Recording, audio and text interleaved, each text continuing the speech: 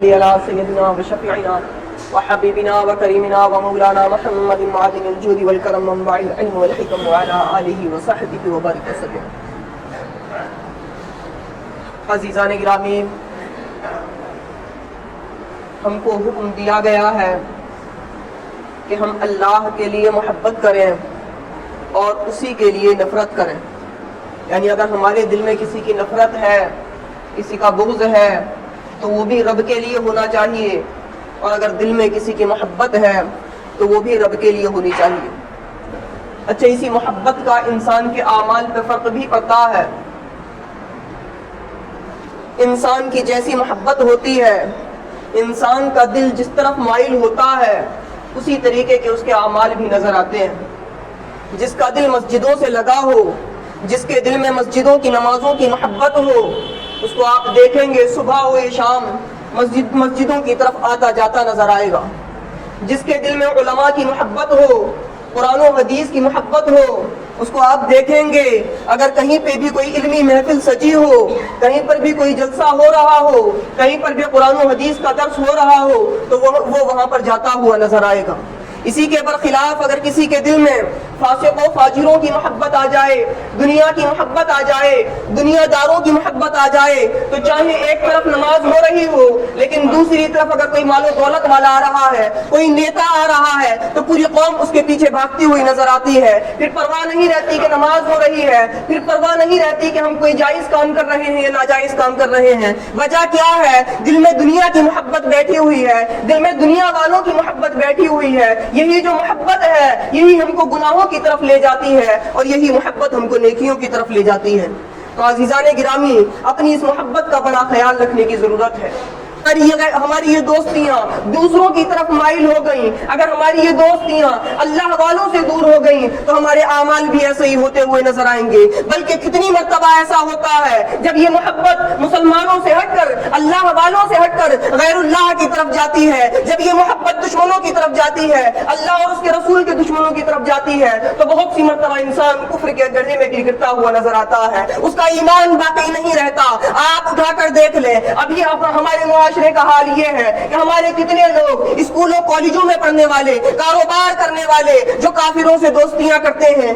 کہ جب ان کے تیوہار آ جائیں، ان کے موقع آ جائیں تو ان کو مبارکباد دیتے ہوئے نظر آتے ہیں. نعوذ باللہ، جو ان کے مذہبی تیوہار ہیں جن میں وہ شرکوں کو ہیں، ان میں ہمارا حال یہ ہو چکا ہے کہ ہم ان کو معاذ اللہ مبارکباد دیتے ہوئے نظر آ رہے ہیں. اس سے آگے بڑھ کے کچھ لوگوں کا حال یہ ہے کہ تحفے تحائف پیش کرتے ہوئے نظر آ رہے ہیں. اس سے بھی آگے بڑھ کے کچھ لوگوں کا حال یہ ہو چکا ہے کہ ان کے مذہبی تہواروں کی محفلوں میں شریک ہوتے ہوئے نظر آ رہے ہیں، ان کے یہاں جاتے ہیں، ان کے معاملات کو کرتے ہیں. اللہ اکبر! یہ ساری چیزیں کس وجہ سے ہو رہی ہیں؟ یہ ساری چیزیں اسی محبت اور دوستی کی وجہ سے ہو رہی ہیں. اگر ہماری دوستی نیک لوگوں سے ہوتی، اگر ہماری دوستی اللہ والوں سے ہوتی تو کبھی بھی ہمارے قدم ادھر نہیں جا سکتے تھے، کبھی اس کو فجور والے کاموں کی طرف ہم نہیں جاتے.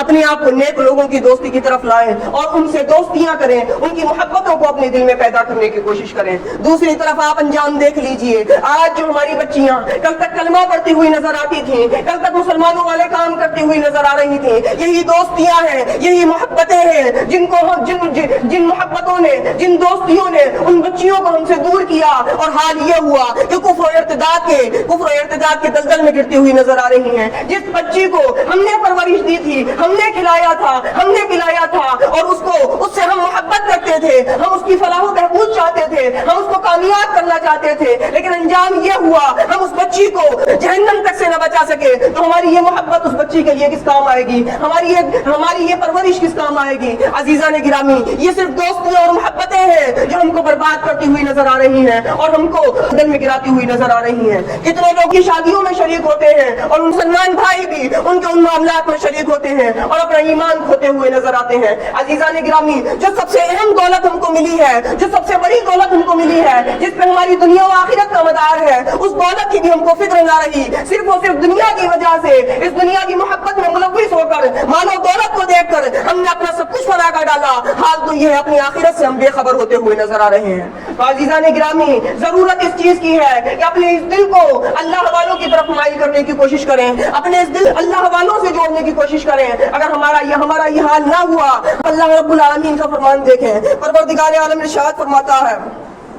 لا تجد قوم يؤمنون بالله واليوم الاخر يوادون من حاد الله ورسوله، تم کسی بھی ایسی قوم کو نہ پاؤ گے جو اللہ اور یوم آخرت پر ایمان رکھتی ہو، وہ ان لوگوں سے محبت کرے جو اللہ اور اس کے رسول سے دشمنی کرتے ہیں۔ اللہ اکبر، قرآن کریم نے صاف فرما دیا کوئی بھی مومن قوم ایسی نہیں ملے گی، کوئی بھی ایمان والی قوم ایسی نہیں ملے گی، کوئی بھی ایسا بندہ جو اللہ اور اس کے رسول پر ایمان لاتا ہو، جو یوم آخرت پر ایمان لاتا ہو، وہ ایسا نہیں ملے گا کہ اس کے دل میں محبت ایسے لوگوں کی آ جائے جو اللہ رب العالمین سے دور ہیں۔ آگے اللہ رب العالمین فرماتا ہے وَلَوْ كَانُوا آبَاءَهُمْ أَوْ أَبْنَاءَهُمْ أَوْ إِخْوَانَهُمْ أَوْ عَشِيرَتَهُمْ، اگرچہ وہ ان کے باپ ہوں، اگرچہ وہ ان کے بیٹے ہوں، اگرچہ وہ ان کے بھائی ہوں، اگرچہ وہ ان کے خاندان والے ہوں، یعنی اگر کوئی بندہ ایسا ہے جو شرک میں مبتلا ہے اور کسی کا باپ ہے، اس کے باوجود بھی محبت نہیں ہو سکتی، بیٹا ہے اس کے باوجود بھی محبت نہیں ہو سکتی، بھائی ہے خاندان والا ہے، لیکن جب وہ اسلام سے نکل گیا اس کی محبت کسی مسلمان کے دل میں نہیں آ سکتی۔ اللہ اکبر، یعنی آج ہم اپنا حال اٹھا کر دیکھیں، ذرا سا کوئی ہمارا ساتھی ہو جائے، ذرا سا ہمارا کسی سے تعلق ہو جائے تو ہمارے دل میں اس کی اس قدر محبت آ جاتی ہے کہ ہم اس کی محبت میں اپنے دین اسلام کو چھوڑ کر اس کے پیچھے چلتے ہوئے نظر آتے ہیں۔ کہاں ہمارا ایمان گیا؟ پروردگار عالم ارشاد فرما رہا ہے لا تجد قوم یؤمنون، تم کسی بھی ایسی قوم کو نہیں پاؤ گے جو اللہ پر ایمان رکھتی ہو اور اللہ کے دشمنوں سے دوستی کرتی ہو۔ اور ایسے لوگوں کے بارے میں اللہ رب العالمین نے فرمایا یعنی جو اللہ پر ایمان رکھتے ہیں، یوم آخرت پر ایمان رکھتے ہیں اور ان کے دلوں میں کفار کی محبت نہیں ہے، ان کے بارے میں اللہ رب العالمین ارشاد فرما رہا ہے اولئک کتب فی قلوبہم الایمان وأیدہم بروح منہ،